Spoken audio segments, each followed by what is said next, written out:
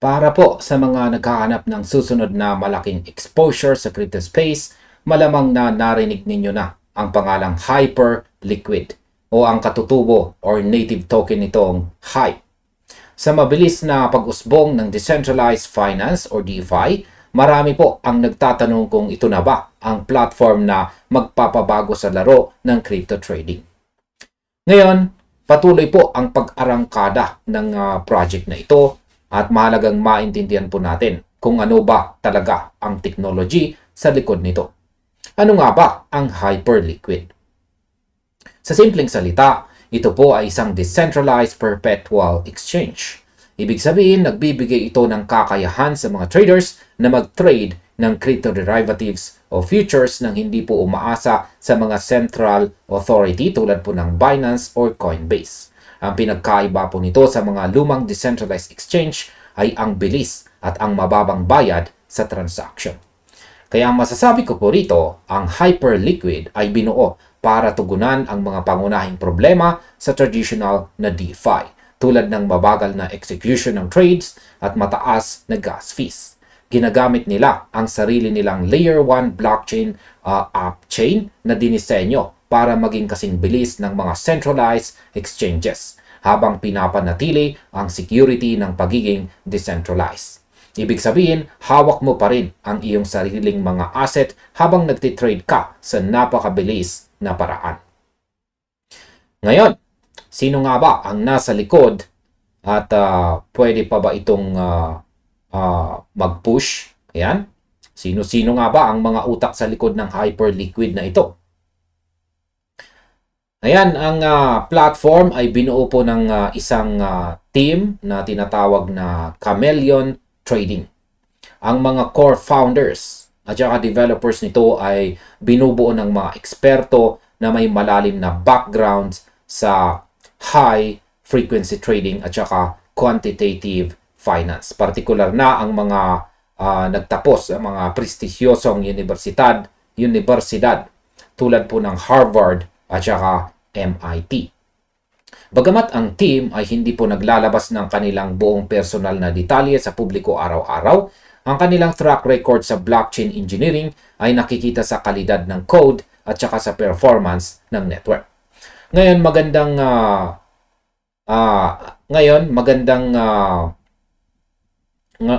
nga bang investment ang Hyperliquid o ang HYPE token? Para masagot ito, kailangan po nating tingnan ang utility ng token. Ang HYPE ay hindi lang basta meme coin na walang silbi. Ginagamit ito para sa staking, pagpapatakbo ng network consensus, at bilang governance token para sa mga desisyon sa ecosystem. Kaya masasabi ko po rito, ang pagiging magandang investment po ng HYPE ay nakadepende sa growth ng trading volume ng platform. Kung mas maraming traders ang lilipat mula sa centralized exchanges patungo sa Hyperliquid, natural na tataas ang demand para sa token. Ang on-chain data ay nagpapakita po ng tuloy-tuloy na pagtaas ng daily trading volume na isang positibong senyales para sa mga investors na pumasok ng maaga sa project na ito. Yan, pag-usapan naman po natin ang tungkol sa trust, security at mga risk nito. Yan, maaari mo nga bang pagkatiwalaan ang Hyperliquid? Sa crypto space, ang pagtitiwala ay hindi ibinibigay ng basta-basta. Ang pagtitiwala ay ibinibigay, pagtitiwala ay hindi po ito basta-basta binibigay kung saan ay ito ay pinatutunayan sa pamamagitan po ng code at saka audits. Ang Hyperliquid ay sumailalim po sa maraming security audits mula sa mga kilalang blockchain security firms. Dagdag pa rito, dahil ito ay non-custodial, ang panganib o risk na tangayin ng mga founders ang iyong pondo tulad po ng nangyari sa mga nakaraang sikat na centralized collapses ay halos zero.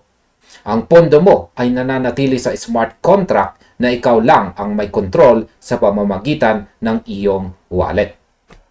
Subalit, ano naman ang matitinding risk o panganib sa paggamit at pag-invest dito kay Hyperliquid? Una po sa lahat ay ang smart contract risk. Kahit gaano pa karami ang audit, palaging may maliit na posibilidad na magkaroon po ng exploit o bug sa code na maaaring samantalahin ng mga hackers. Ang pangalawa ay ang market volatility. Ang hype ay isang bagong asset at ang presyo nito ay maaaring magbago ng napakabilis sa loob ng maikling panahon lamang. At ang pangatlo ay ang kompetisyon sa DeFi space ay napakatindi. May mga kalabang platforms tulad po ng DYDX at saka GMX na patuloy ding nag-a-upgrade ng kanilang mga sistema.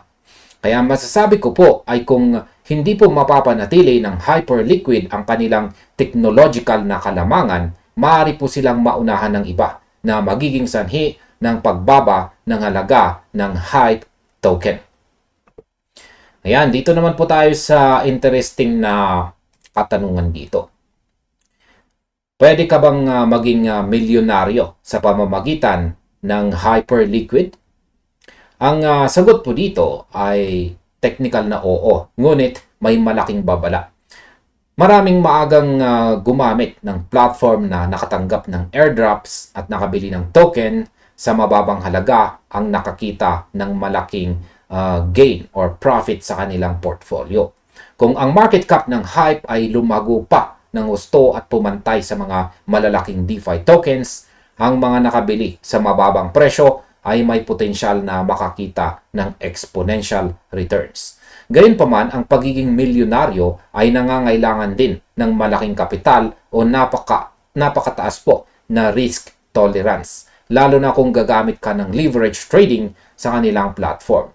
Kaya masasabi ko po ay ang pag-asa lamang sa swerte ng walang tamang risk management ay diskarte na maaari pong mauwi sa pagkalugi ng iyong buong kapital. Ngayon, pang long-term investment ba ang Hyperliquid? Kung titignan po natin ang direksyon ng industriya, ang mga users ay unti-unti nang natututo na mas ligtas po ang mag-trade sa decentralized platforms kung saan hawak po nila ang kanilang sariling mga susi. Dahil dito, ang Hyperliquid ay may malakas na pundasyon para maging isang pangmatagalang asset sa iyong crypto portfolio. Basta't handa ka sa mga panandali ang pagtaas at pagbaba ng presyo nito sa market. Ayan, ngayon ay ano nga ba ang posibleng hinaharap or future ni Hyperliquid? Sa kasalukuyang takbo ngayon, ang roadmap po ng Hyperliquid ay nakatutok sa pagpapalawak ng kanilang ecosystem.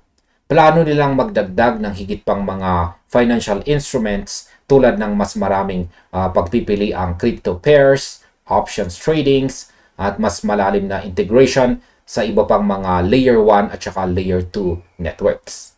Kaya masasabi ko po ay ang tagumpay ng Hyperliquid sa hinaharap ay nakasalalay po sa dalawang bagay.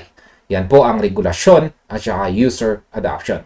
Kung magiging masyadong mahigpit ang mga gobyerno sa centralized exchanges, mas maraming institution at retail traders ang mapipilitang lumipat sa decentralized alternatives tulad nito.